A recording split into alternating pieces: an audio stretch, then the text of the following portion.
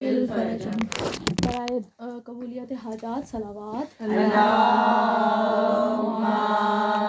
صلی علی محمد وآل محمد وعجل فرجم برائے تعجیل ظہور امام زمانہ علیہ السلام صلوات اللہم صلی علی محمد وآل محمد وعجل فرجم بسم اللہ الرحمن الرحیم اعوذ باللہ السمیع العلیم من الشیطان الرجیم بسم اللہ الغفور الولی الکریم الحمد للہ رب العالمین الصلاۃ والسلام علی اشرف الانبیاء والمرسلین وسیدنا و نبینا وبالقاسم محمد صلوات اللہم صلی علی محمد وآل محمد وعجل فرجم وآلہ الطیبین الطاہرین المعصومین ولعنۃ اللہ اعدائہم اجمعین اما بعد فقد قال اللہ تعالی فی کتاب المبین هو الذی انزل السکینۃ فی قلوب المؤمنین لیزدادوا ایمانہم مع ایمانہم وللہ جنود السماوات والارض وکان اللہ علیما حکیما صلوات اللہم صلی علی محمد وآل محمد وعجل فرجم اجازت ہے کہ مجلس شروع کی جائے، عبادت شروع کی جائے. تو جن بیوی کا ذکر کیا جا رہا ہے، پتہ نہیں پہلی بار ہے کہ میں اس ہستی کا ذکر کرتے ہوئے خود سے اندر سے کانپ رہی ہوں ایک طرح سے، آپ لوگوں کو دیکھ کے یا کسی بھی اس وجہ سے نہیں، لیکن کہ اتنی کیسے اوقات یا کیسے میں کیسے بیان کروں اپنے. خیر، اللہم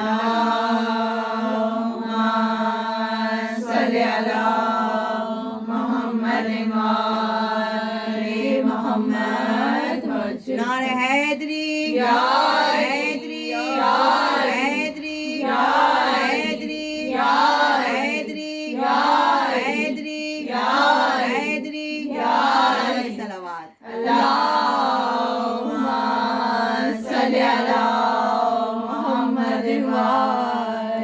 محمد وعجل فرجم. سانس بحال کر دیا آپ نے، بہت شکریہ. مولا کا نام ہے. تو جن کے فضائل اب ہم بیان کرنے لگے ہیں یا جن کی مجلس ہے، یہ وہ ہستیاں ہیں کہ جسے خدا نے اپنے نور سے خلق کیا. محمد و آل محمد کے بارے میں ہم جانتے ہیں کہ خدا بند عالم نے انہیں اپنے نور سے خلق کیا. اور جب امام سے کسی نے پوچھا کہ مولا آپ کے فضائل کس قدر ہیں، یا کتنے فضائل ہم آپ کے بیان کر سکتے ہیں، یا کتنے ہم اپنے ذہن میں سوچ سکتے ہیں، تو مولا نے کیا جملے فرمائے تھے کہ تم میرے جتنے، ہمارے اہل بیت کے جتنے بھی فضائل بیان کرنا چاہو کرو. تم جتنی بھی بلندی پر، جتنی بھی سوچ کو، جس قدر معراج پر لے کر جانا چاہتے ہو، جس قدر ہمارے بارے میں بلند سوچنا چاہتے ہو، ہمارے فضائل سوچنا چاہتے ہو، سوچو.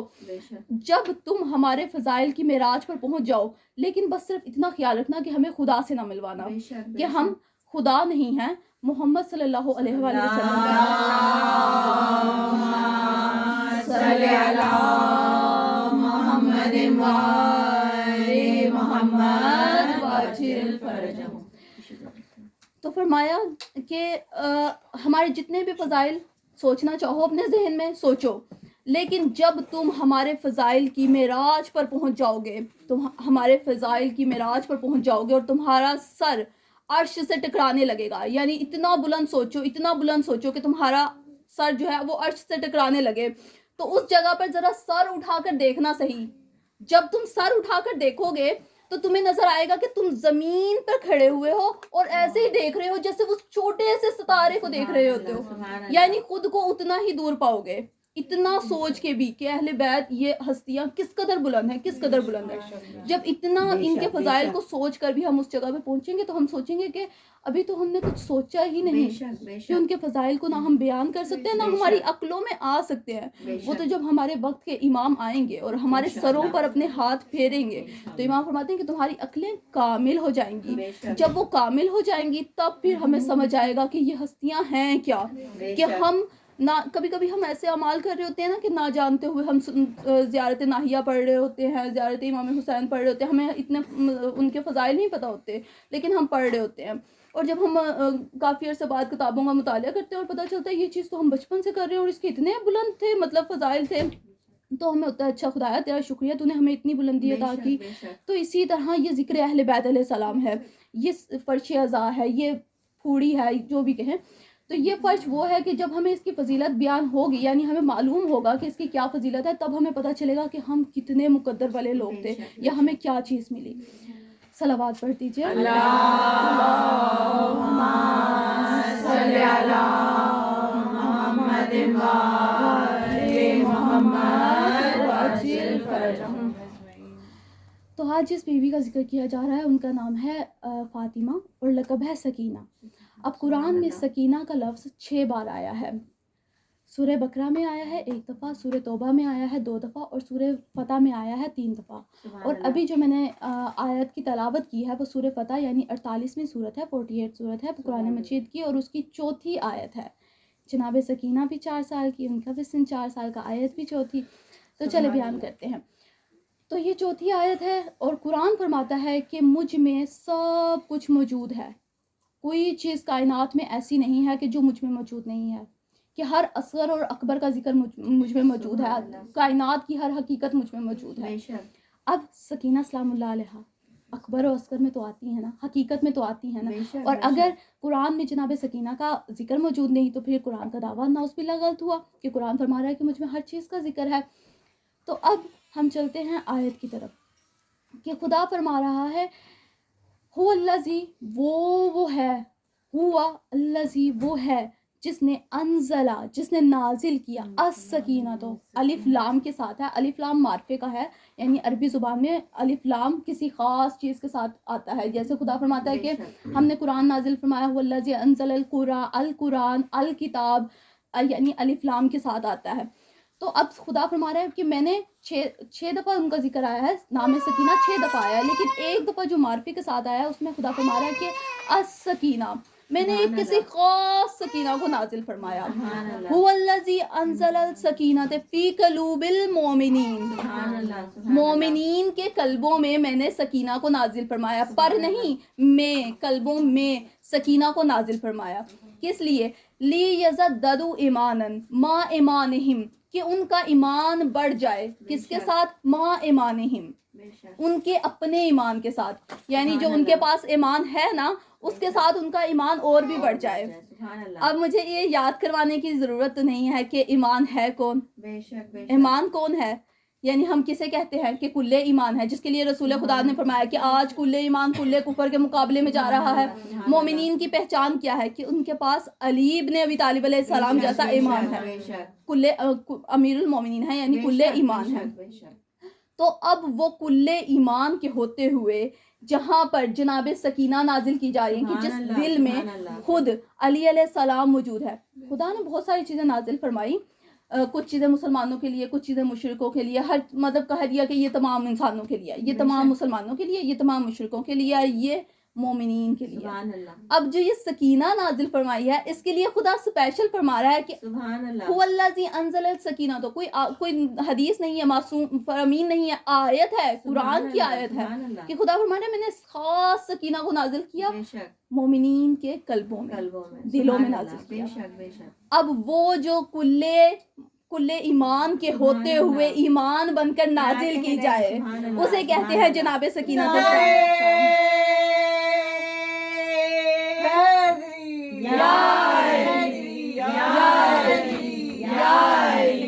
شان میں آوازیں بلند تر صلوات. اللہم صلی علی محمد وآل محمد وعجل فرجہم.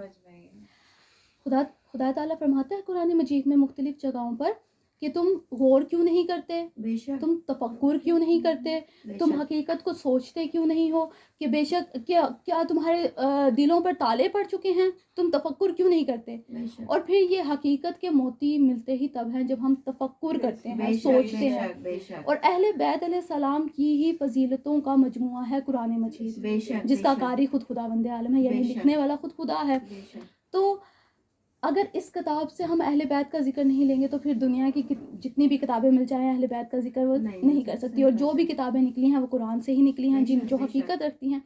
تو اب قرآن کا مزاج دیکھیے کہ قرآن کہہ رہا ہے کہ ہم نے سکینہ کو نازل کیا مومنین کے قلوب پر, مومنین کے دلوں میں نازل کیا. یعنی قرآن جانتا تھا کہ مومن ہوں گے, قرآن جانتا ہے کہ مومن ہیں, اور مومنین کے لیے خاص عطا کر دی.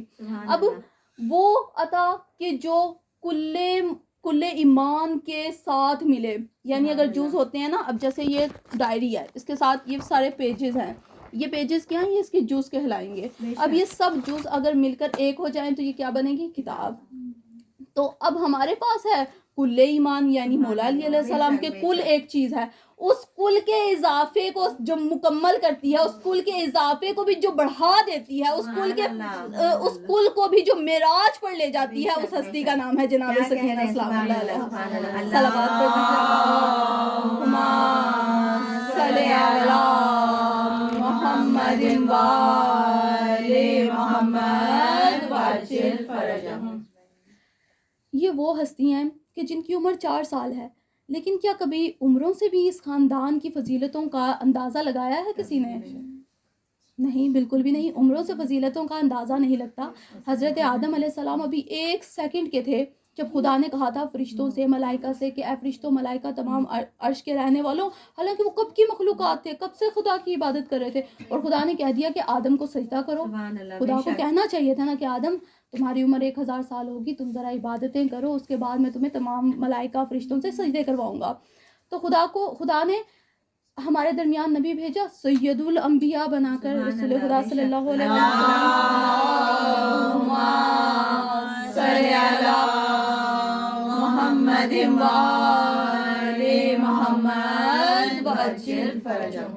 رسول خدا کی عمر کتنی تھی, 63 ایئرس, 63 سال کی عمر. اور رسول خدا کون ہے, سید الانبیاء ہیں, یعنی کہ تمام انبیاء کے سردار ہیں. اب سید الانبیاء اگر عمروں سے اندازہ لگنا ہوتا تو سید الانبیاء تو حضرت نوح کو ہونا چاہیے تھا, حضرت آدم کو ہونا چاہیے تھا, کہ کسی نے 1000 سال عمر پائی, کسی نے 2500 سال, 25000 سال, اس طرح سے عمریں پائی, تو یعنی انہیں ہونا چاہیے تھا. لیکن نہیں, یہ جس خاندان کے ذکر کے لیے ہم اکٹھے ہوئے ہیں, اس خاندان کی فضیلت, اس خاندان کی عمروں کا اندازہ اس زمین پر نہیں لگتا. یہ وہاں کی مخلوقات ہیں, ان کی فضیلتیں بھی یا تو وہ جانتا ہے یا پھر یہ خود جانتے ہیں, ہم جیسا جان ہی نہیں سکتے. تو اب مولا علی علیہ السلام کا ایک لقب ہے, امام حسین علیہ السلام نے لقب دیا جناب سکینہ کو سکینہ, نام تھا فاطمہ. اب لقب ایک ایسی چیز ہے کہ اگر حجت خود اختیار کرے یا اگر کسی کو عطا کرے تو وہ اس لقب میں وہ تمام عناصر موجود ہونے چاہیے, وہ تمام مفاہیم موجود ہونے چاہیے, وہ تمام تراجم موجود ہونے چاہیے جو وہ اس کو لقب دے رہے ہیں. یعنی مولا علی علیہ السلام نے خود کو کیا کہا کہ انا یسوب المومنین, انا یسوب المسلمین, کہ میں مسلمین کا یا مومنین کا میں یاسوب ہوں.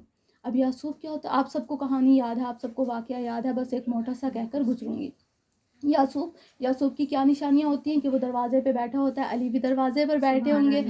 یاسوب کی کیا نشانیاں ہوتی ہے کہ اس سامنے سے آنے والی جو بھی وہ شہد کی مکھی آتی ہے اسے دیکھتے ہی اس کو سونگھتا ہے, اس کے منہ کو سونگھتا ہے, اور اگر اس کا شہد حلال ہو یا حرام ہو تو اسے واپس ڈنگ مار کر, اس کے 2 سامنے کے ڈنگ ہوتے ہیں جسے جو خدا نے اسے عطا کیے ہوتے ہیں, کیا کہتے ہیں اس عربی میں, کیا وہ مارتا ہے, اگر حرام ہو تو اسے مار دیتا ہے, اور اگر حلال ہو تو اسے اندر آنے دیتا ہے.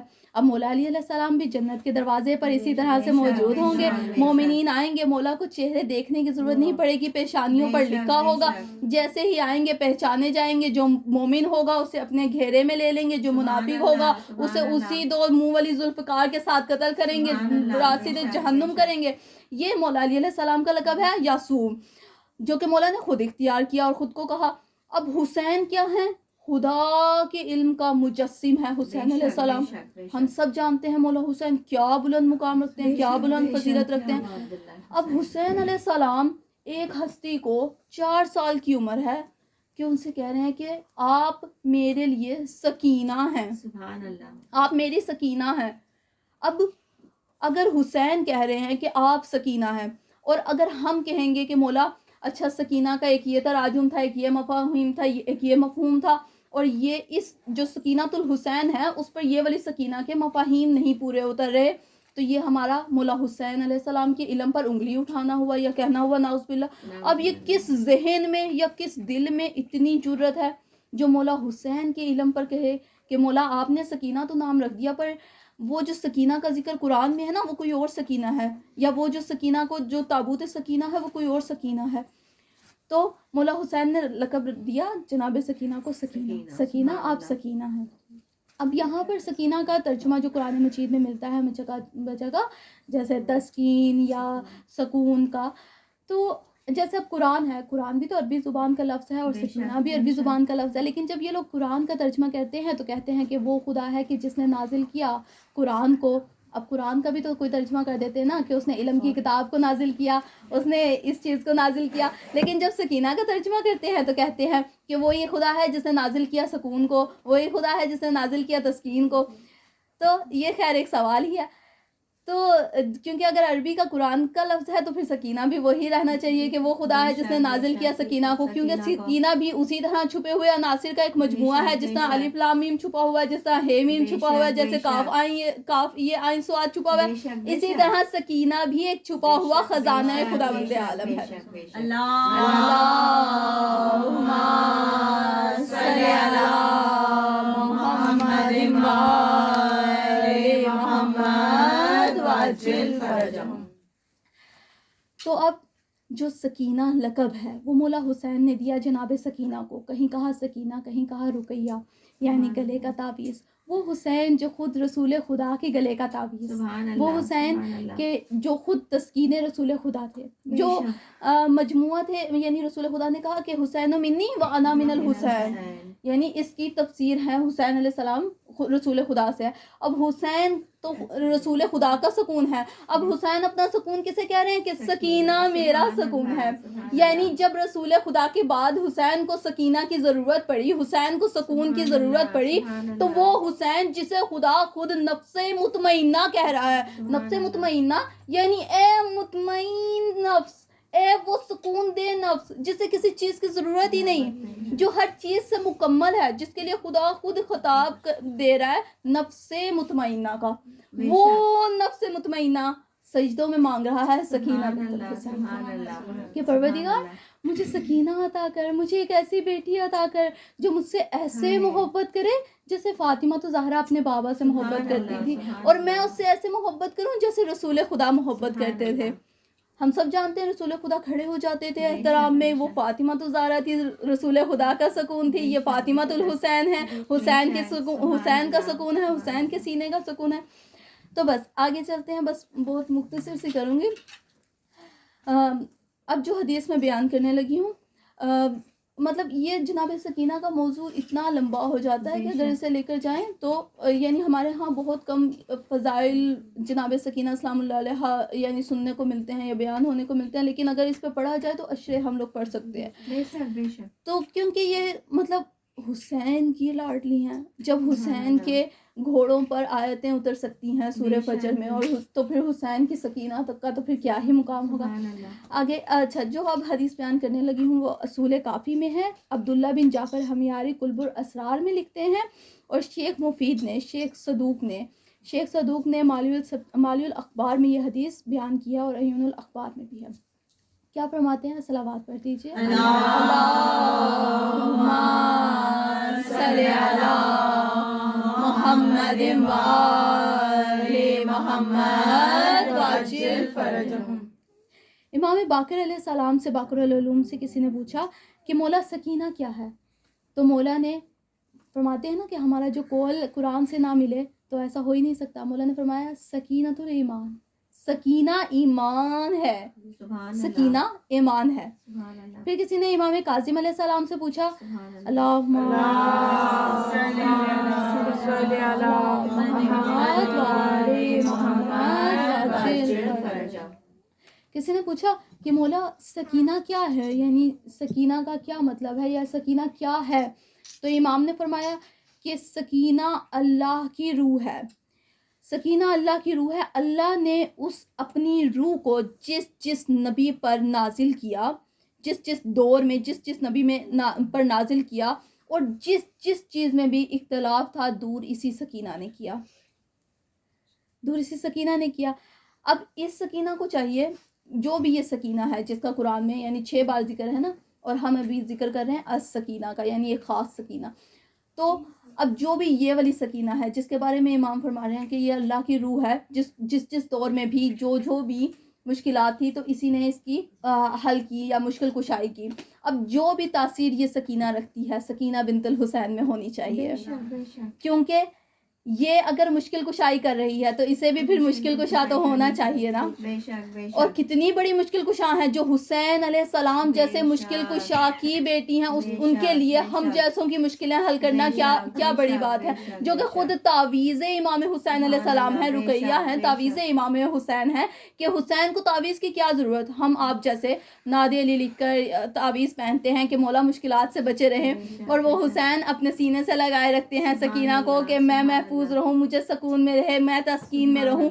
وہ حسین جسے کسی تسکین کی ضرورت ہی نہیں، اس نے سکینہ کو اتنا رتبہ بخشا، اتنا رتبہ، اتنا پسند کیا، اتنی محبت کی کہ اسے سکینہ کہہ دیا، اسے رقیہ کہہ دیا، اسے فاطمہ کہہ دیا۔ نعرہ حیدری، یا حیدری، یا حیدری، یا حیدری، یا صلوات اللہم صلی علی محمد وآل محمد وعجل فرجہ۔ اور پھر کسی نے امام رضا علیہ السلام سے پوچھا، اللہم صلی علی محمد وآل محمد وعجل فرجہ۔ فرمایا مولا سکینہ کیا ہے، یعنی ہر امام سے سوال، اور مولا علی علیہ السلام کا تو آپ کو معلوم ہے، اور یہ بھی اولاد مولا علی علیہ السلام ہے کہ مولا علی سے جب بھی کوئی سوال کیا جاتا تھا، اور اگر کوئی اور بھی وہی سوال کرتا تو الگ جواب، کوئی اور کرتا تو الگ جواب، کوئی اور کرتا تو الگ جواب، اور اولاد علی ہے تو جس نے بھی سوال کیا تو اتنے ہی علم کے خزینے کھلتے چلے گئے، دریا کھلتے چلے گئے۔ تو کسی نے امام رضا سے پوچھا، مولا سکینہ کا بار بار قرآن میں ذکر آیا ہے، سکینہ سکینۃ ہو سکینہ، یعنی اس کی سکینہ، وہ سکینہ، اور السکینہ، یہ سکینہ کیا ہے؟ تو مولا امام رضا علیہ السلام نے فرمایا کہ یہ ایک طیب ہوا ہے جو جنت میں رہتی ہے، اس کی صورت انسانی ہے۔ سبحان اللہ، اور پھر کہا کہ یہی انبیاء کے ساتھ تھی، اور جب ابراہیم کعبہ بنا رہے تھے تو یہی ان کی رہنمائی کر رہی تھی کہ کہاں سے کتنا طول رکھنا ہے، کہاں سے کتنا عرض رکھنا ہے، قضا بے قضا بے قضا، قضا بے قضا، یعنی ہر جگہ سے جو حضرت ابراہیم کی رہنمائی کر رہی تھی، تو اسی سکینہ کو بھیجا خدا نے کہ جو ابراہیم کی رہنمائی کر رہی تھی۔ اب ابراہیم بنا رہے تھے کعبہ تھا خدا کا، کعبے سے علی کا بھی بڑا رشتہ ہے، کعبے سے خدا کا بھی بڑا رشتہ ہے، کعبے سے سکینہ کا بھی بڑا رشتہ ہو گیا کہ وہی سکینہ ہی تو مدد کر رہی تھی نا، یعنی ہر جگہ پر۔ اب جو یہ سکینہ کعبہ بناتے ہوئے مدد کر رہی تھی، وہ عناصر اس سکینہ میں بھی ہونے چاہیے کہ حرم امام حسین یا کربلا کی سرزمین یا وہ شام اور وہ ساری جگہیں، یعنی اگر آج یہ سب ہے تو یعنی جہاں پر اس سکینہ نے مدد کی اور اس سکینہ نے بھی مدد کی۔ تو فرمایا کہ اس کی صورت انسانی ہے پر سیرت رحمانی ہے، یعنی اس کی صورت انسانی ہے اور وہ جنت میں رہنے والی ایک ہوا ہے۔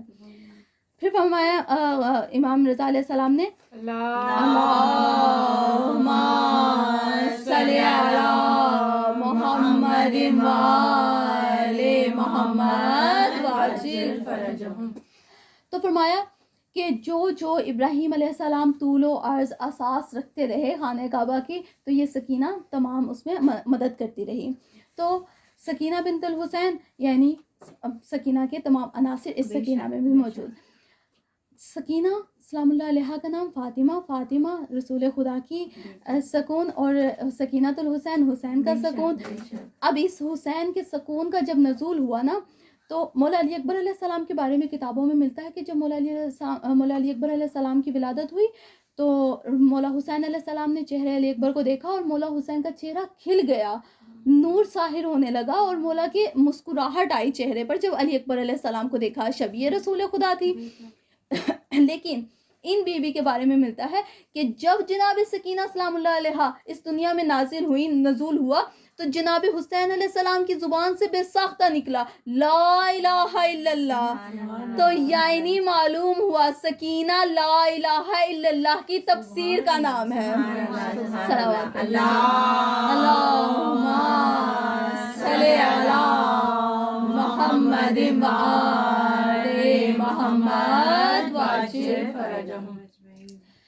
یہ کوئی عام بیوی نہیں تھی. ان کے لیے جناب فاطمہ تو زہرا سلام اللہ علیہ نے پہلے ہی جناب ام رباب علیہ السلام کو چن لیا تھا. ہم سب جانتے ہیں کہ جناب ام رباب علیہ السلام ابھی عقد نہیں ہوا تھا، مولا حسین کی عقد میں نہیں آئی تھی، لیکن انہوں نے اس سے پہلے خواب دیکھا کہ جناب فاطمہ تو زہرا سلام اللہ علیہ کہ وہ جنت میں سیر کر رہی ہیں اور کچھ حوریں ان کے پاس آتی ہیں نورانی چہروں والی، اور وہ کہتی ہیں کہ آپ کو مقدس بیوی نے بلایا ہے، ملکۃ العالیہ نے بلایا ہے. جناب رباب جاتی ہیں، اس طرف دیکھتی ہیں کہ ایک بڑا سا تخت بچھا ہوا ہے اور اس پر وہ بیوی بیٹھی ہوئی ہے، اور وہاں سے اس قدر نور کی شعاعیں بلند ہو رہی ہیں کہ جناب رباب اپنا سر نہیں اٹھا پا رہی.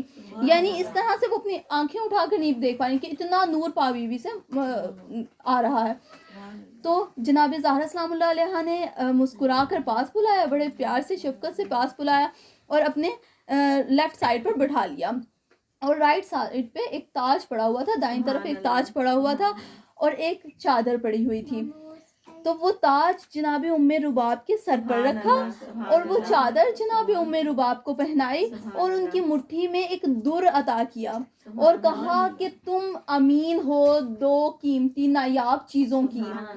جناب ام رباب نے یہ دیکھا اور کہا کہ تم ایک مبارک والدہ ہو، یعنی ایک مبارک ماں ہو. کہا کہ بیوی ابھی تو میرا عقد بھی نہیں ہوا، کیسے ہو سکتا ہے؟ کہا کہ اب تمہارے پاس آج کے دن ہی تمہارے پاس ایک قاصد آئے گا میرے بیٹے امام حسین علیہ السلام کا پیغام لے کر، اسے خالی مت لٹانا. بیوی جاگی، خواب سے جاگی، اپنے بابا کو سارا خواب سنانے لگی. ابھی کے آخری لفظوں پر پہنچی تھی، دروازے پر دستک ہوئی. دروازہ کھولا، بابا نے بتایا کہ بیٹی وہی خواب کی تعبیر چل کر آئی ہمارے گھر کے، کیا مقدر، کیا نصیب، کیا مقدر. کہا کہ خواب کی تعبیر چل کر آئی ہمارے گھر. تو جناب ام رباب قصہ مختصر پہنچی امام حسین علیہ السلام کے گھر، عقد ہوا، امام حسین کے گھر پہنچی اور وہی خواب امام حسین علیہ السلام سے بیان کیا. تو کہا کہ یہ 2 قیمتی چیزیں کیا ہیں؟ امام حسین علیہ السلام نے کہا کہ آنے والا وقت تمہیں واضح کر دے گا کہ یہ دونوں چیزیں کیا ہیں. بس وہ در نیاب علی اصغر علیہ السلام تھے اور وہ چادر جناب سکینہ سلام اللہ علیہ تھی. تو وہ بیوی کے جن کا پہلے ہی عقد جناب زہرا سلام اللہ علیہ نے پڑھایا ہو، جنہیں خود ہی چنا ہو. اب کسی بیوی کو اتنے بلند نصیب، اتنے بلند مقدر کیسے مل سکتے ہیں؟ ہر ایک نے جو بھی مقام پایا ہے وہ اپنے امتحانات کی وجہ سے پایا ہے. کیا جناب رباب سلام اللہ علیہ کے امتحانات کم تھے؟ یعنی اگر یہ منصب ملا کہ جناب زہرا سلام اللہ علیہ پہلے سے ہی انہیں چن رہی ہیں، پہلے سے ہی انہیں کہہ رہی ہیں کہ اے رباب تم ہمارے گھر کی ہونے والی بہو ہو. اور یہ اس وقت نہیں ہوا کہ یعنی مولا علی علیہ السلام کے دور کے بعد کی بات نہیں ہے، ابھی مولا علی علیہ السلام زندہ تھے. اسی وقت جناب ام رباب علیہ السلام مولا حسین علیہ السلام کے گھر میں آ گئی تھی. اور یہ وہ وقت تھا کہ مولا علی علیہ السلام، میں نے ایک جگہ پہ پڑھا کہ ایک مولا علی علیہ السلام ممبر پہ بیٹھے ہوئے تھے، خطبہ دے رہے تھے. سلونی سلونی کہنے والا علی، اتنا بلند علی کہ وہ خطبہ دے رہے تھے اور اچانک سے مدینے میں آندھی چلنے لگی. تو مولا نے اپنا خطبہ چھوڑا اور گھر کی طرف جانے لگے. تو لوگوں نے پوچھا کہ مولا آپ گھر کی طرف کیوں جا رہے ہیں؟ کہا کہ گھر کے روشن دان کھلے ہوئے ہیں اور اندر بیویاں ہیں، جناب ام رباب ہے. میں نہیں چاہتا کہ میری بہوؤں کے، میری بیٹیوں کے سروں پر مٹی پڑے. یعنی علی اپنا منبر چھوڑ کے، اپنا خطاب چھوڑ کر किस कदर मोहब्बत थी अली को इन हस्तियों से, किस कदर मोहब्बत थी जनाब ज़हरा सलामुल्लाह अलैहा को इस हस्ती से। बस जितनी बड़ी इनकी फजीलत थी उतने ही बड़े इनके मसाइब थे। जनाब उम्मे रुबाब अलैहिस्सलाम के बारे में मक्तल की किताबों में मिलता है कि जनाब उम्मे रुबाब कभी भी छत के नीचे नहीं बैठी, कभी भी छाँव में नहीं बैठी। एक जगह पे मैंने पढ़ा कि लिखा हुआ था कि जनाब उम्मे रुबाब छत के नीचे नहीं बैठी। हम लोग कहते हैं ना कि कभी साये में नहीं बैठी, लेकिन एक रवायत में लिखा हुआ मिला कि छत के नीचे नहीं बैठी। और एक बार ज़ाला बारी होने लगी मदीने में कि मदीने में ओले पड़ने लगे और इमाम ज़ैनुल आबिदीन ने कहा कि बीबी चलिए आप कमरों की जानिब आ जाइए, आप उसमें आ जाइए। तो जनाब उम्मे रुबाब ने कहा कि मैंने आपके बाबा से वादा किया है कि जब तक ज़िंदा रहूँगी मैं साये में नहीं जाऊँगी, मैं छत के नीचे नहीं जाऊँगी। तो कहा कि बीबी ये जो ओले पड़ रहे हैं बहुत भारी हैं, बहुत नोकदार हैं। तो कहा कि आबिद क्या वो तुम्हारे बाबा पर पड़ने वाले नेज़ों और तलवारों से भी ज़्यादा नुकीले हैं, क्या उनसे भी ज़्यादा तेज़ हैं? कहा बीबी आपके सर पर जो ज़ख्म है, जो करबला और शाम के वो जो तोहफे मिले हुए हैं उनसे दोबारा खून रसने लगा है। बीबी चलिए, कहा कि मैंने आपके बाबा से वादा किया था मैं नहीं जाऊंगी। अज़ादारों ये वो बीबी है जो सारी ज़िंदगी धूप में गुजारी, सारी ज़िंदगी छत से बाहर गुजारी, और जब भी जनाब मुख्तार किसी का सर भेजता ना, किसी मलऊन का सर भेजते और कहते कि मौला आपके जालिमों से बदला ले रहा हूँ, तो जनाब रुबाब एक ही सवाल करती, क्या हुरमला का सर आया है? अभी तक क्या हुरमला का सर आया है? इमाम सज्जाद कहते नहीं आया। जब ये बात जनाब मुख्तार को पता चली ना, तो जनाब मुख्तार ने 1000 रकत नमाज बांधी कि मौला कि मैं सजदे शुक्र अदा करूँगा अगर हुरमला का सर आ जाए। बस निकले, उसी रात में हुरमला को कत्ल किया। वो सर इमाम ज़ैनुल आबिदीन अलैहिस्सलाम के पास भेजा और साथ 2 सवाल भेजे। कहा कि मौला मैंने सुना है आपकी फूफी जनाब ज़ैनब सिया लिबास में रहती हैं, करबला के बाद लिबास नहीं चेंज किया, लिबास नहीं तब्दील किया। दूसरा सवाल किया कि मैंने सुना है आपकी माँ जनाब रुबाब साए में नहीं बैठी, कहा कि उन्हें कहिए साए में आ जाइए, जनाब ज़ैनब को कहे लिबास तब्दील कर ले। बस जब ये दोनों सवाल जनाब सज्जाद ने पेश किए फूफी अम्मा के सामने, कहा कि मुख्तार ने ये सवाल किए हैं, जनाब ज़ैनब ने कहा सज्जाद ये लिबास सोग है जो क़यामत तक ना उतरेगा। कहा क्या फिर मुख्तार का सवाल खाली भेज दे? कहा हमारे हाथ से कोई खाली नहीं जाता, चलो रुबाब के पास चलते हैं। रुबाब को कहते हैं, बस एक दफा जनाब रुबाब के पास पहुंचे, कहा बीबी मुख्तार ने कहा है छाँव में आ जाइए, धूप छोड़ दीजिए, यहाँ से उठ जाइए। कहा कि सज्जाद तो खून रोना छोड़ दे, मैं धूप छोड़ दूंगी। कहा कि माँ मैं ये खुद नहीं रोता, मेरी आंखें मेरा दिल इतना जख्मी है कि अब पानी की जगह भी खून आता है। कहा सज्जाद अगर तू खून रोना नहीं छोड़ सकता तो मैं तेरे बाबा से किया वादा नहीं तोड़ सकती। बस अज़ादारों एक दफ़ा जनाब सज्जाद ने कहा कि अम्मा मैं इमाम बनकर आपसे कहता हूँ कि आप साए में आ जाइए। जनाब रुबाब ने मुंह किया करबला की तरफ, कहा हुसैन हुसैन आज तेरा बेटा इमामत लेकर मेरे सामने आ गया। हुसैन मेरा वादा था जब तक मैं जिंदा रहूंगी। एक दफा अर्शे इलाही की तरफ चेहरा किया और कहा परवरदिगारा अगर कोई मेरा हक है तो मुझे उठा ले। बस दुआ करनी थी कि जनाब ज़ैनब और जनाब सज्जाद जनाब रुबाब को उठाकर धूप से छाँव में ले जाना चाहते थे, लेकिन जैसे ही उठाना शुरू किया देखा कि रूह परवाज कर गई। जनाब ज़ैनब कहती है सज्जाद किसे उठाता है, सिर्फ जिस्म रह गया, रुबाब न रही। बस अज़ादारों गुस्लो कफन کا اہتمام شروع ہوا. مولا جناب زینب سلام اللہ علیہ اور تمام بیویوں نے غسل و کفن کا انتظام شروع کیا. امام سجاد باہر لوگوں کے ساتھ موجود تھے. بار بار پوچھتے ہیں پھوپھی اماں کیا غسل ہو گیا, پھوپھی اماں کیا کفن ہو گیا. کہا نہیں ابھی ذرا وقت ہے. دوسری بار آئے, کہا پھوپھی اماں کیا ہو گیا, غسل و کفن ہو گیا. کہا نہیں سجاد ابھی ذرا وقت ہے. جب تیسری بار جناب سجاد آئے نا تو جناب زینب نے کہا سجاد ابھی وقت ہے. تو جناب سجاد نے تڑپ کر پوچھا اب پھوپھی اماں اتنے میں تو 3 جنازوں کو غسل و کفن دے دیا جاتا. پھوپھی اماں کس چیز میں وقت ہے مجھے بتائیے.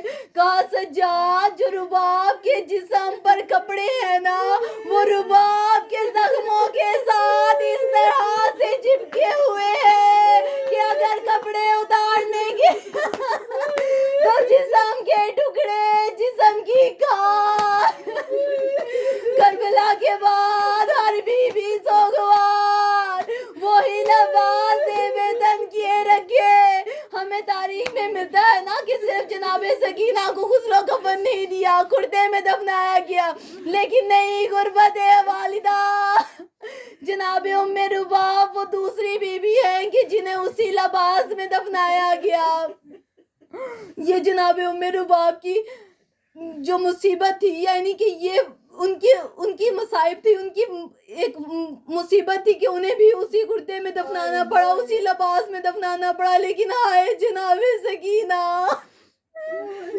جناب رباب آپ وطن میں تھی, کافی برس گزر چکے تھے حسین کے غم کو, لیکن سکینہ کا تو زخم ابھی گہرا تھا نا. سکینہ کا زخم تو ابھی نیا تھا نا کہ خواب میں دیکھا. کیا دیکھتی ہیں کہ بابا آئے ہیں. بابا کہتے ہیں سکینہ آجا میری سکینہ میں تجھے لینے آیا ہوں. سکینہ دوڑ کر آتی ہے, بابا کو سینے سے لگا لیتی ہے. حسین سکینہ کو سینے سے لگا لیتے ہیں. سکینہ بتانا شروع کرتی ہے بابا آپ کے بعد تماچے, بابا آپ کے بعد میرے دور چھینے گئے, بابا میرے کان ابھی تک زخمی ہے, بابا میں سو نہیں پاتی, بابا پتھر میرا تکیہ بنے, بستر میرا مٹی ہے. بابا دیکھیں آپ کے بعد مجھے کیا کہہ کر بلایا گیا, کہیں یتیمہ, کہیں مظلومہ, کہیں قیدن بیوی کہہ کر بلایا گیا. بابا آپ کے بعد مجھے کسی نے سکینہ نہیں کہا. بابا میں ترس گئی ہوں آپ سے ملنے کے لیے, آپ سے ملاقات کے لیے. بس حسین نے کہا سکینہ تیرا انتظار ختم ہوا, بس میں لینے آ گیا. جناب سکینہ خواب سے بیدار ہوئی, کیا دیکھتی ہیں کہ یہ تو خواب تھا. کہا پھوپھی اماں میں اب بھی زندان میں ہوں, میں ابھی بھی زندہ ہوں. میں نے ابھی تو دیکھا بابا آئے تھے مجھے لینے کے لیے. پھوپھی اماں اس بار بھی بابا نہیں لے کر گئے کیا. بس اتنا کہنا تھا کہ تمام بیویاں گریا کرنے لگی, رونے لگی. گریا بلند ہوا, جناب سکینہ کی صدائیں بلند ہوئی. وہاں سے یزید ملعون کا بلاوا آیا کہ یہ کون اتنا رو رہا ہے. کہا کہ جناب سکینہ ہے, اپنے بابا کا سر مانگ رہی ہیں, اپنے بابا سے ملاقات چاہتی ہیں. بس سر آیا تشت میں, جو ہی سر آیا اس سے کپڑا ہٹایا, جناب سکینہ لپک کر بابا کے سر پر گری. گر کر گریا بلند کیا, بلند کیا, بلند کیا. اتنا روئی کہ وہی غش کھا کر گر گئی. وہ غش نہ رہا کہ سکینہ کی روح پرواز کر گئی.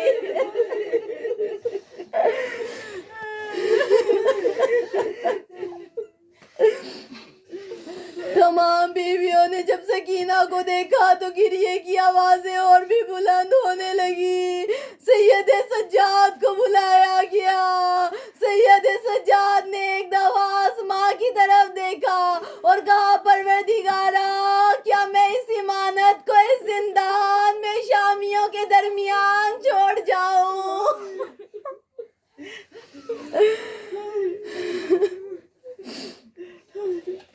انا للہ و انا الیہ راجعون وسیعلم الذین ینقلبون اللہ لعنت اللہ علی القوم الظالمین لعنت اللہ علی اعدائهم. پروردگار عالم بحق محمد و آل محمد بحق جناب سکینہ بنت الحسین علیہ السلام دعا کرتے ہیں کہ ہمارے وقت کے امام زمانہ علیہ السلام کا چلتا چلتا ظہور فرما، ہمیں اس قابل بنا دے کہ جب وقت کے امام کا ظہور ہو تو ہم اپنے وقت کے امام کے بہترین ناصران میں شامل ہو سکیں. اے میرے مولا ہمیں اس قدر بلند کر دے اپنے ذہنی معرفت میں، اپنے قلبی معرفت میں، کہ ہم اس لائق بن سکیں جس لائق ہمیں ہونا چاہیے، کہ جس لائق ہمارے وقت کے امام زمانہ ہمیں دیکھتے ہیں. اے امام زمانہ علیہ السلام آپ کو پرسے تعزیت پیش کرتے ہیں. جناب زینب کبریٰ، جناب سکینہ، امام حسین، جناب رباب اور تمام شہداء کربلا کو اور اہل بیت اطہار کو پرسے تعزیت پیش کرتے ہیں جناب سکینہ کی شہادت کی. پروردگار عالم ان تمام روتی ہوئی آنکھوں کو بصدقہ امام حسین علیہ السلام کوئی غم نہ دے سوائے غم حسین علیہ السلام کے، کسی غم میں نہ رلا سوائے غم حسین کے غم کے. جلد از جلد امام حسین علیہ السلام کی قبر مطہر کی زیارت نصیب فرما. یہ آنکھیں جلد از جلد اپنے وقت کے امام زمانہ علیہ السلام کا ظہور دیکھیں. الہی آمین. اللہم صلی علی محمد و آل محمد و عجل ماتم حسین. یا حسین.